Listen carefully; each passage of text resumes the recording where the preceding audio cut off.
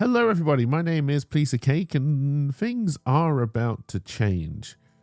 The last few weeks have been a roller coaster, forcing me to question exactly what it is that I want to do going forward. But more than once, I have to ask myself what it is that I can do.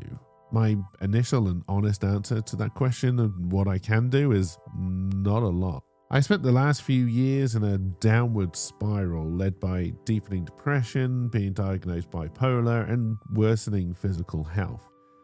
Some people take these crises and thrive. I went more the way of the ostrich. Head meets sand. To say this was a bad plan, well, I feel like I don't need to say that. And before you all break out the tiny violins, let's take a moment to acknowledge the pity party in the room and kindly invite it to leave. Change is scary but necessary.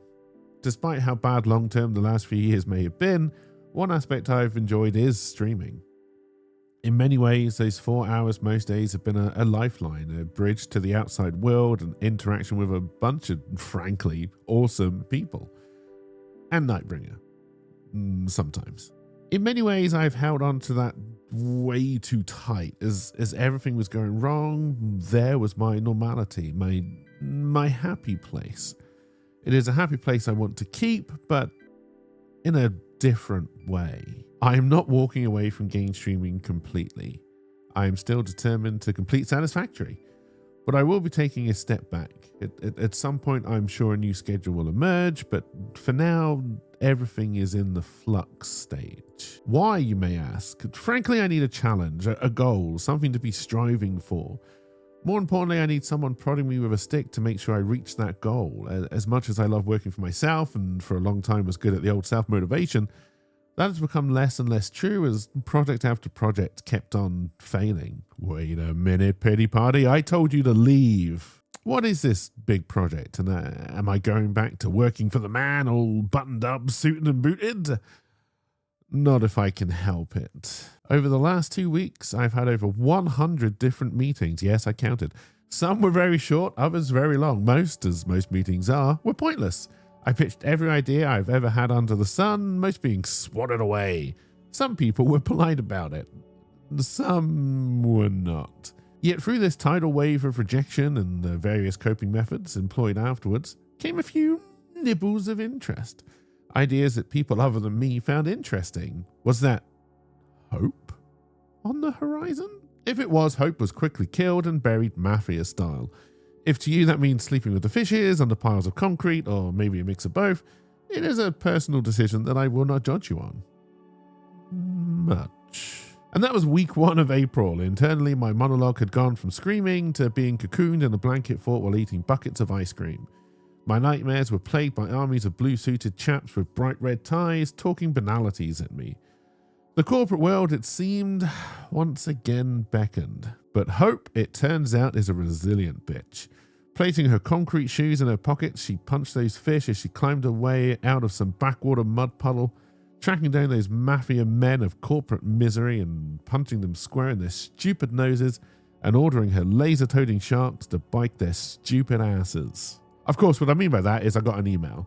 Hey, we like your idea. Can we have a call? Yes, I reply. When, where, how? They reply with a Teams link. So after re-downloading Teams, Tuesday evening comes around and I hop on a Teams call. I will not go into my dislike of Teams here, but please know I hate it. Still, the call went well. Hope was still winning the fight against the mafia of misery. What followed was a cavalcade of interested parties. Can 3 things be a cavalcade? In Guernsey, yes. Hope was smug now, teabagging those mafia morons. Then they pulled out their Tommy guns and fired bastard bullets in the way of health news. This health news is still very much a breaking story and a sword of Damocles hanging over my head. Suffice to say, I'm not dying or dead, but the word tests have been used multiple times. Hope took a page out of my book. Head, meet sand. Ignore what we don't know, concentrate on what we do.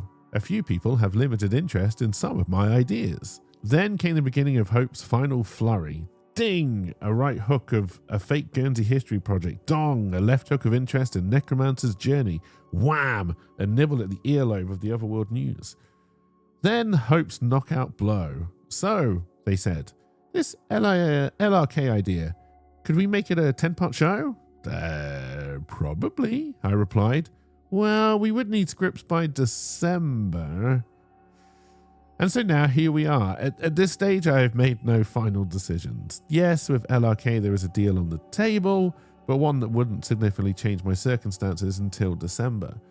I would not be working for free, but the closest thing to it. I have already had wording added so I can stream some of the process for writing LRK. Obviously there are things I must keep hidden, it is a mystery after all, but the idea of being creative again and bringing you along for the ride appeals to me greatly.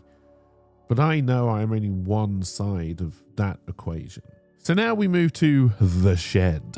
Long-time viewers will know of The Shed. It has long been an albatross around my neck, an anchor of tainted hope, but in there I think is the future.